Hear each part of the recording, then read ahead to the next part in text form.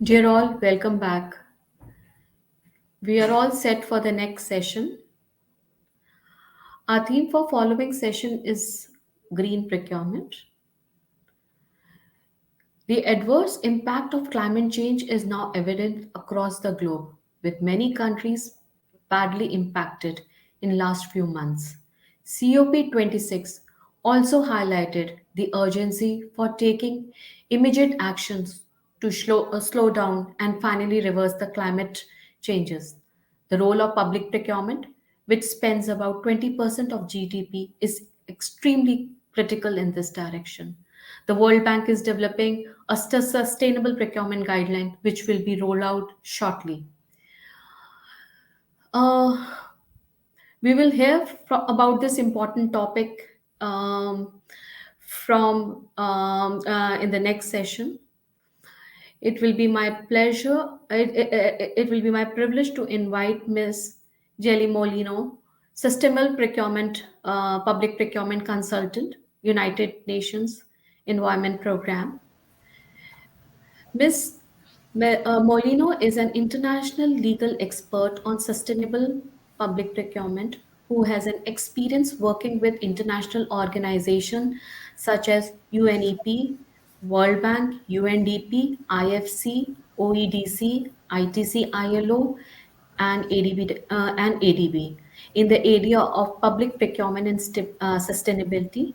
She has been member of Philippine Bar since 2007 and has been active in litigation on environment and administrative cases, including corporate compliances.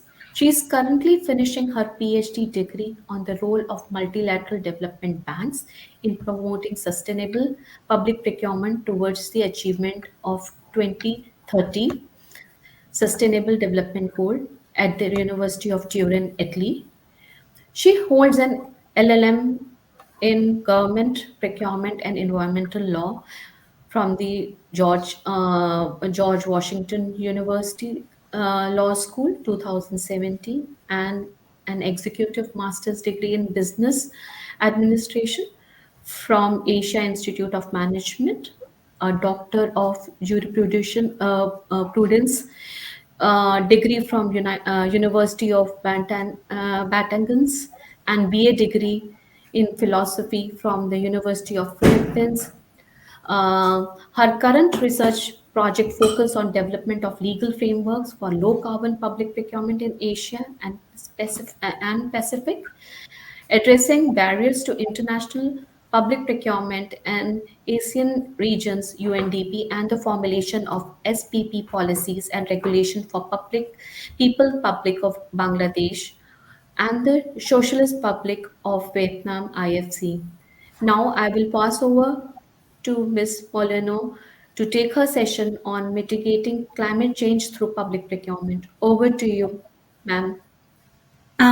Thank you, Payal. Is my slide being shown now? Okay. So, good afternoon, and thank you for the introduction and, of course, for the invitation to discuss the strategic role of public procurement in climate change mitigation, at least from the perspective of policy analysis. But before I start, let me have a disclaimer that, of course, all views that I will be expressing here are my own, though I have cited some references from which I am basing my information. And while the presentation is not really divided into sections, my discussion, however, will follow this particular format. I will start by refreshing our basic understanding about climate change, including the presentation of the most recent report of the IPCC on climate change mitigation. Then I will present some developments on the policy framework supporting the reduction of greenhouse gas emissions through public procurement, or what is now known as low carbon public procurement, and present some examples of national policies for LCPP, of course, with a brief key takeaways moving forward. So, what is our basic understanding of climate change? So the UN Intergovernmental Panel on Climate Change, or IPCC, has defined climate change to refer to the change in the state of the climate, of course, using statistical tools over an extended period of time. It actually refers to the average of the long-term changes of the Earth's of the entire the climate of over the entire earth, like warming temperatures, changing in precipitations, as well as the effects of the earth warmings, like the rising of sea levels, the shrinking of mountain glaciers, which are all, of course, caused, among others, by human activities. Our lifestyles have led to the accumulation of greenhouse gas emissions in the atmosphere, which trapped heat from the sun, making the earth warmer, which of course resulted to extreme weather conditions like drought and super typhoon. And here are some of the most obvious impacts of climate change, which I will not go into detail. But one important thing for us to understand that these impacts can be addressed using a two-pronged approach. One is mitigation of climate change or adaptation measures. By mitigation, it pertains to the reduction of emissions and establishing the levels of heat by trapping the greenhouse gas emission in the atmosphere. For example, energy efficiency practices, greater use of renewable energy, and efficient means of transport implementation. While adaptation measures pertains to how we help reduce vulnerability to the consequences of climate change, like for example, having more secure facility locations and infrastructure, landscape restoration, and precautionary measures. For purposes of our discussion, though the topic is on mitigation of climate change through public procurement can also be used as a strategic tool for adaptation purposes, more particularly for adaptation measures using public funds, like we are procuring supplies during climate change emergency. And here, where do we stand now in terms of the climate change mitigation? So just to give you an idea of the last IPCC report, which indicated the following. If you look at the first figure on the upper left portion, it shows the total net anthropogenic greenhouse gas emission that have continued to rise during the period of 2010 to 2019. So it's like we are actually increasing our emission, and unless we did something more than what we are currently doing, it will continue to rise. And if you look at the lower slide on the left, it actually indicated the regional distribution on which region have the most contribution in terms of carbon emission. And you'll see that region with the most number of high income countries have the highest contribution. That is why we are demanding really more support from these regions.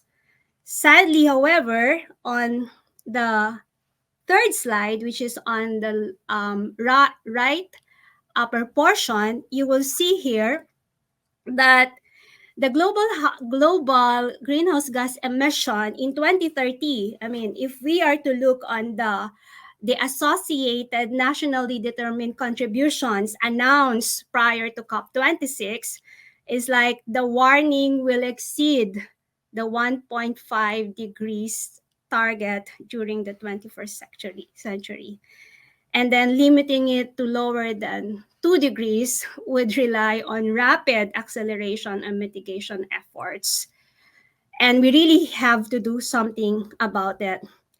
One thing good about now is that there is an increasing report that the cost of technologies for low emission initiatives is really falling. If you look at the report on the last figure on the lower portion. So meaning that the previous session, I heard about is the cost of mitigation measures, specifically in technology. Is it really very expensive?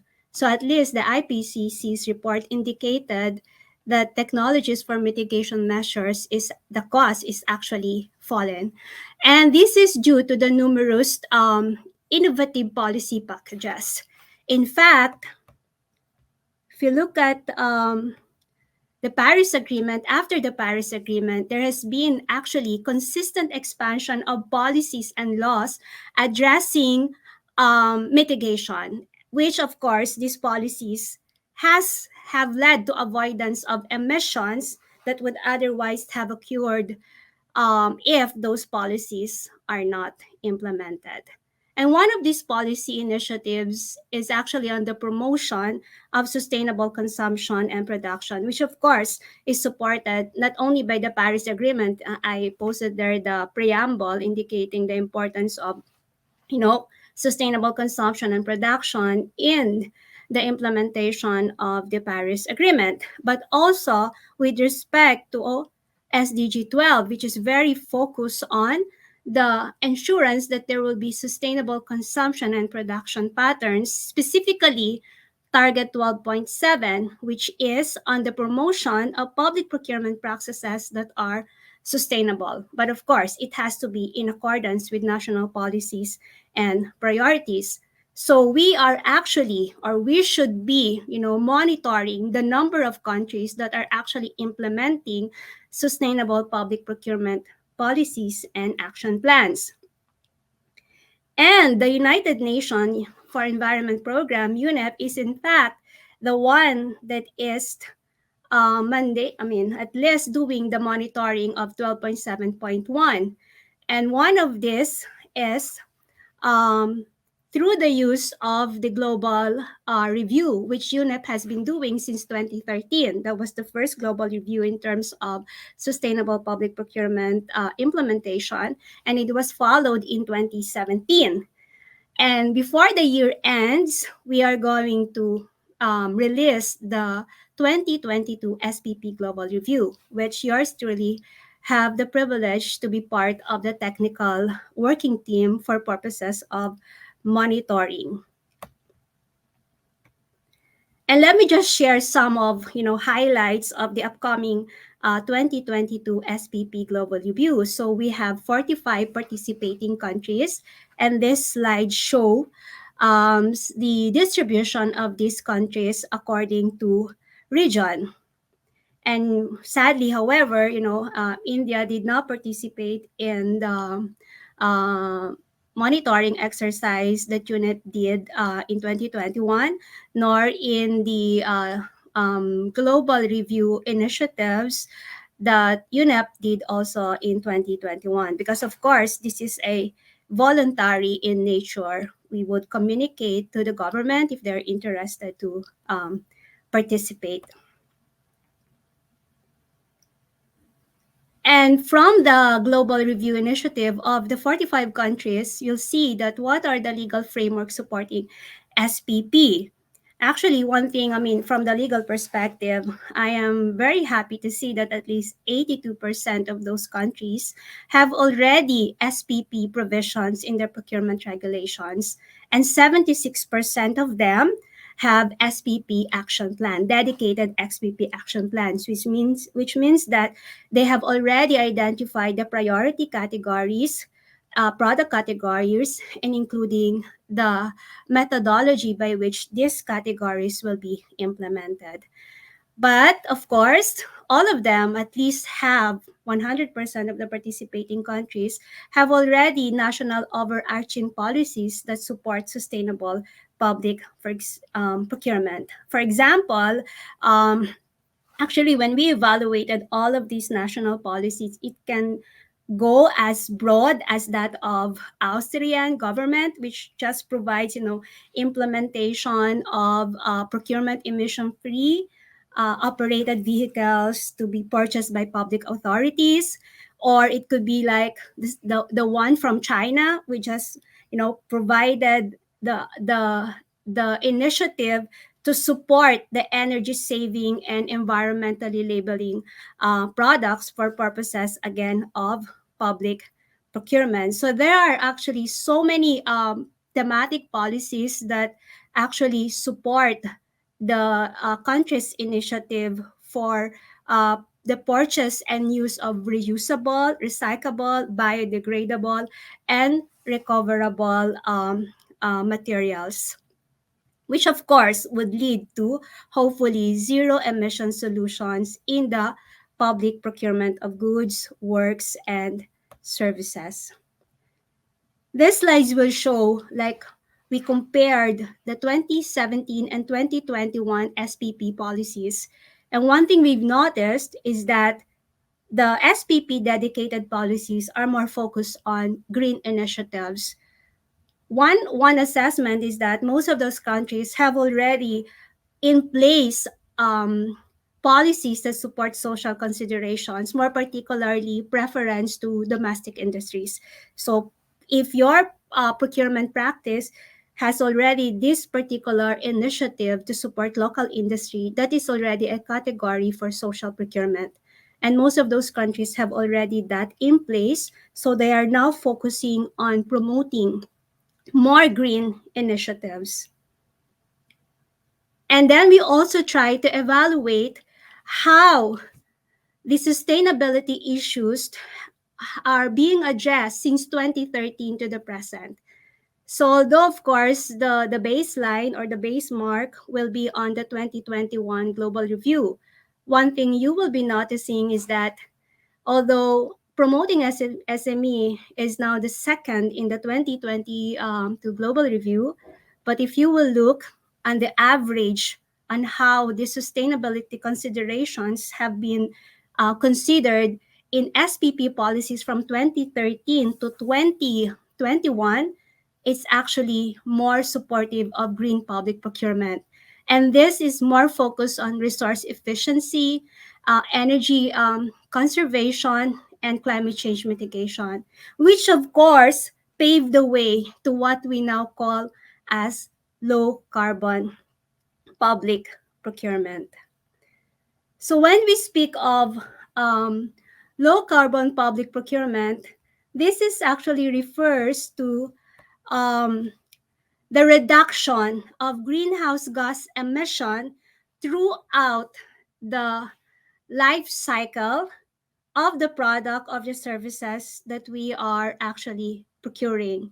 And we can actually, support the inclusion of low carbon initiatives in the entire public procurement cycle. Say, for example, we start from um, the planning stage. If you look at the planning stage, the first thing that we should do if we want to promote, lower carbon public procurement is to set carbon reduction thresholds. Could be like, 20% greenhouse gas reduction in terms of the procurement of vehicles.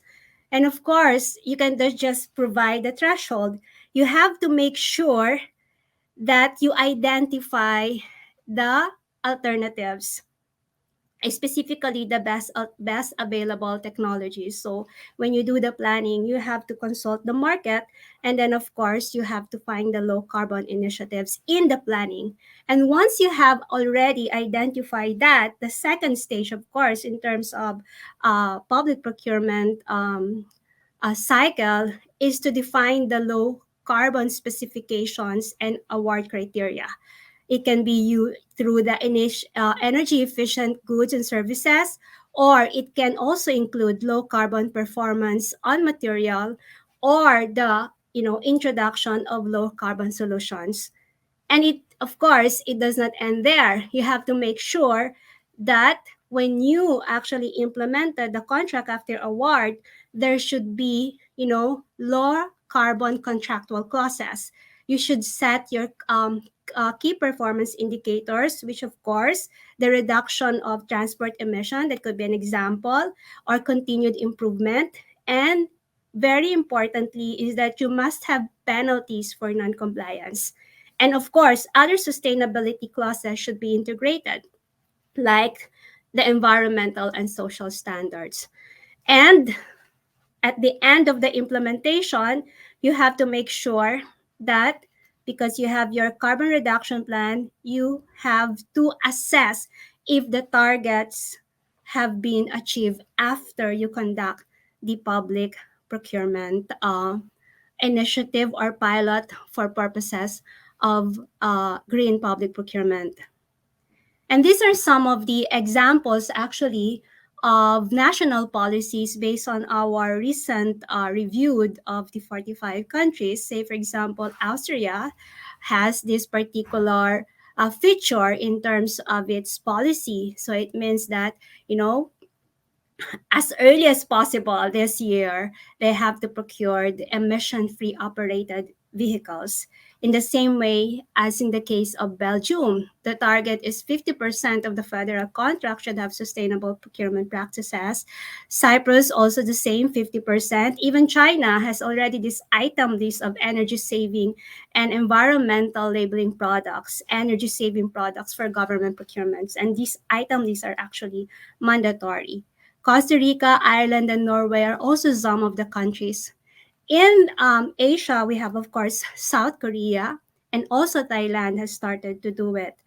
As of this now, I'm working with the World Bank in Bangladesh. We're trying to help the government in developing a sustainable public procurement policy and hopefully, include green public procurement.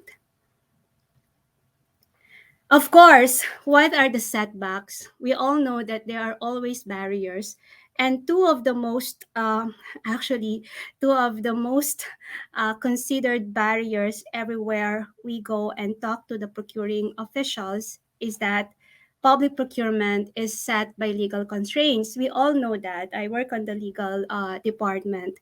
And of course, because of that, there is also a risk-averse culture among public procurants. They are reluctant unless there is a legal basis. So if we don't have a particular legislation supporting low carbon, it will be very, very difficult for procuring entities to actually start the initiative. Although in some countries, they try to do it through pilot application with the support of international organization, because we all know the only exemption, or some of the exemptions, should I say, in terms of implementing a particular sustainability consideration that is not yet included in the public procurement regulation is through pilot application, specifically if the procurement is funded by international organizations. So that is how they are addressing the barriers. And the way to look forward, of course, we from UNEP and of other international organizations, our dream is really to make low carbon criteria mandatory. And it has to be connected with eco labels, where we are developing product specific SPP guidelines. Like this particular slide, I took it from the SPP policy note for the People's Republic of Bangladesh. So we are like trying to come up with SPP policies and action plans on how to help Bangladesh, adopt its SPP policy for purposes of promoting more green public procurement. And of course, we have to have secondary legislations. Like, for example, right now, I am also working with IFC in Vietnam because there's an urgency to actually support the initiative to include green public procurement in the draft of their public procurement legislation, which is about to be submitted to the National Assembly next month. So these are really very, very important. So those are my assessment, our assessment in terms of how public procurement can actually mitigate climate change, at least from the perspective of policy assessment. Any question?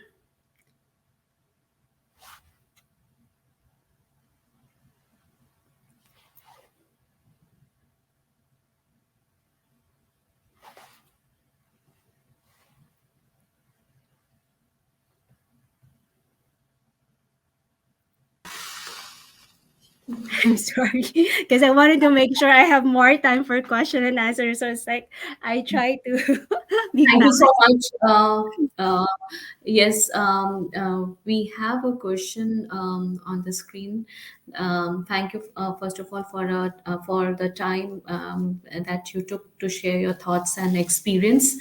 Um, the question that is there for you is developing economies are still depending a lot on non-renewable energy resources like coal and other fossil fuel. How can public procurement policy help in dealing with challenges of socio-economic development, high cost of renewable technology, climate change, and control windfall profit gained by fossil fuel companies? Actually, since 2015, I have been questioning that. So it's like specifically from the perspective of working in an intergovernmental organization. But there are actually best practices. Say, for example, in the US, what they're doing is actually, in the procurement of electricity, they are actually supporting more companies that produce renewable energy. And then, um, make sure that public procurers should work directly with these companies that produce renewable technology or renewable energy. So, in terms of their own procurement of electricity. So, that is one way to do it. Of course, the target is really um, to eliminate our reliance on non-renewable energy. But how public procurement can do it? Of course, if you will incorporate in your public procurement regulations the requirement to actually, you know, supply goods that are being supported by renewable energy. Of course, you need a legislation to do that, and that in a way, while of course in terms of another governmental policy supporting more renewable energy companies, so that they will work hand in hand. So it's like requiring government to procure from suppliers that are actually using renewable energy, while at the same time you support the suppliers by making sure that this energy is available in the market. So it is not like a public procurement approach alone. It has to be supported by other policies from the government. Thank you, ma'am. Next question to you is sustainable or green procurement just summarized under CO2 emission throughout the procurement cycle? Actually, when you speak of green procurement, it is not very limited to carbon emission reduction. Green procurement, of course, um, covers all environmental considerations. Even, for example, the procurement of, let's say, procurement that promote the protection of biodiversity, the protection of organic um, materials. Of course, these are all correlated with carbon emission. As I have shown in the slide, carbon emission reduction can be integrated throughout the procurement cycle, from the planning to the definition of specification and qualification criteria, contract management, and even during the So yes, carbon emission reduction can be integrated throughout the procurement cycle. But when we speak of green procurement, it is not limited to carbon emission reduction. There are so many sustainability considerations towards the environmental protection. Thank you, ma'am. The next question is what are the key parameters we ensure for legal process? Of course, I have to understand when you speak of key parameters, but at least in so far as we in the legal practice is concerned, the first thing that we should and we want is that the procurement law in itself is very clear. The procurement regulation, the act must have, a specific provision.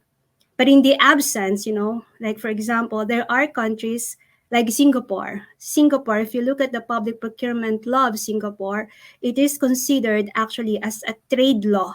So you will not see any sustainability consideration in the public procurement law of Singapore. But Singapore has numerous other legislation that support green public procurement, secondary legislation that support public procurement. So in the absence of a specific provision in your Public Procurement Act that support GPP, other legislation and secondary acts can support it.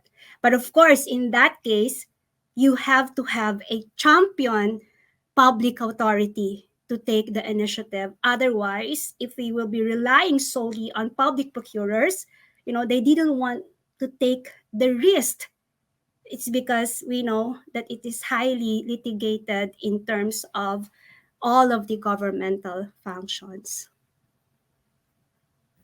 Thank you, ma'am. We really enjoyed listening to you, and I hope that participants, you were able to, the questions that were put by the participant were are we were able to give us a satisfactory response to them. Like, thank you, ma'am. Thank you so much, and over to the next session.